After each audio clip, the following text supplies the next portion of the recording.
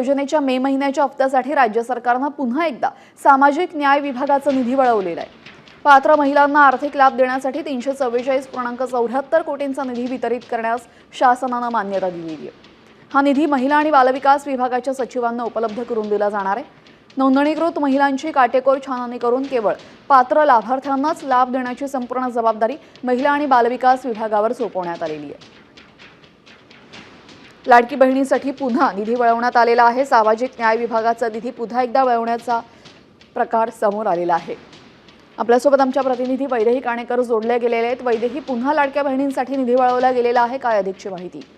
नक्कीच आपण बघतोय की लाडकी बहीण योजनेच्या एकूणच मे महिन्याच्या आर्थिक लाभ पात्र महिलांना देण्यासाठी 344.74 कोटी रुपयाचा निधी हा वळवण्यात आलेला आहे।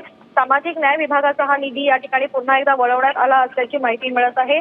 याआधी खरं तर मोठ्या प्रमाणात हा निधी सामाजिक न्याय विभागाकडूनही वळवला जायचा। जवळपास 400 कोटीचा निधी हा वळवला जायचा। मात्र आता सुटणी केल्यानंतर खरं तर या ठिकाणी जवळपास 344 कोटी रुपयाचा हा निधी पुन्हा एकदा या ठिकाणी वळवण्यात आला असल्याचं माहिती मिळत आहे। सोबतच एकूणच मे महिन्याचा हा हप्ता देण्यासाठीचा खरं तर हा निधी या ठिकाणी वळवण्यात आल्याची माहिती मिळते।